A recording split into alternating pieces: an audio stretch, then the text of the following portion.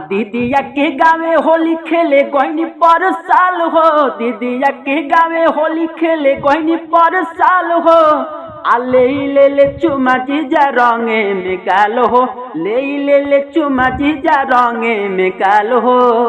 दोस्तों आज का सॉन्ग आप सबके लिए होली का सॉन्ग लेकर आए, जबकि बिल्कुल फुल एंड फ्री सॉन्ग है, कोई भी सिंगर इसे गा सकते हैं। जीजा साली का मैटर और काफी अच्छा सॉन्ग है, पुराने ट्रैक पे। ट्रैक का नाम है कि नाचे पड़ी तो छोड़ी तोरा राइफल के नोक पर। और इसी टाइप पर आप सबके लिए होली सॉन्ग लेकर आए जो कि बिल्कुल फुल एंड फ्री सॉन्ग है, कोई भी सिंगर इसे गा सकते हैं। जीजा साली का मैटर है, तो वीडियो को लास्ट से जरूर देखना। वीडियो अच्छा लगे तो वीडियो को लाइक कीजिए और शेयर कीजिए। अगर किसी भाई को पर्सनली सॉन्ग चाहिए, स्क्रीन पर नंबर है, नंबर पर कॉल करके पर्सनल सॉन्ग भी आप ले सकते हैं। चलिए अपना सॉन्ग स्टार्ट करते हैं। दोस्तों ये मुखड़ा जैसे गाएंगे उस तरह से आपको रिकॉर्डिंग करना है, जहां से 2 बार वहां से आपको 2 बार गाना, और जहां से 1 बार है वहां से आपको 1 बार गाना है। तो वीडियो को लास्ट तक और ध्यान से देखना है। देखिए कैसे गाना है।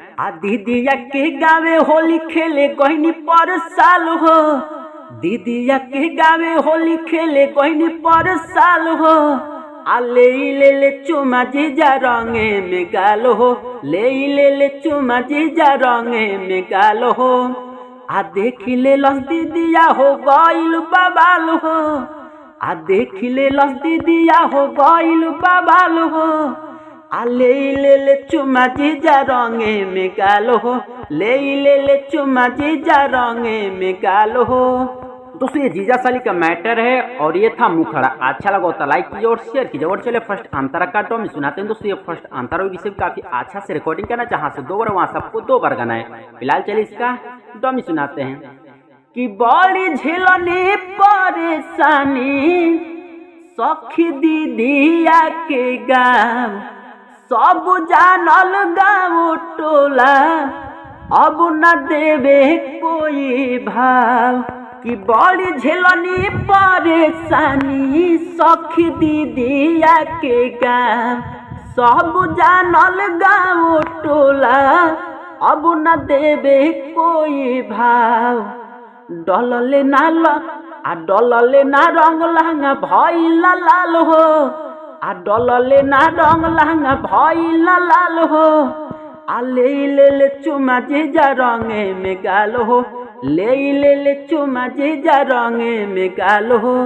दोस्तों ये था फर्स्ट अंतरा। आपसे कैसा लगा कमेंट में जरूर बताना। अच्छा लगा तो वीडियो को लाइक कीजिए। और चलिए फर्स्ट आईने की लास्ट अंतरा का हम सुनाते हैं। दोस्तों ये लास्ट अंतरा और इसे काफी अच्छा से रिकॉर्डिंग करना, और इसी में आपको सिंगर का राइटर का जो भी अपने दोस्त का किसी का भी नाम डाल करके कोई भी सिंगर जिसे गा सकते हैं। फिलहाल चलिए इसका डॉमी सुनाते हैं कि हम भइनी बदनाम सखी राहुल करनवा हो। हमार रहे न मन रहे सुरीला के मनवा हो।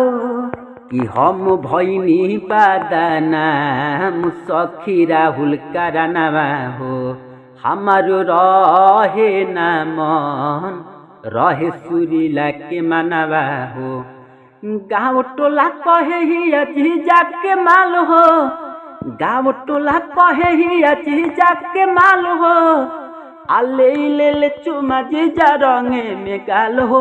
ले चुमा जीजा रंगे में गाल हो।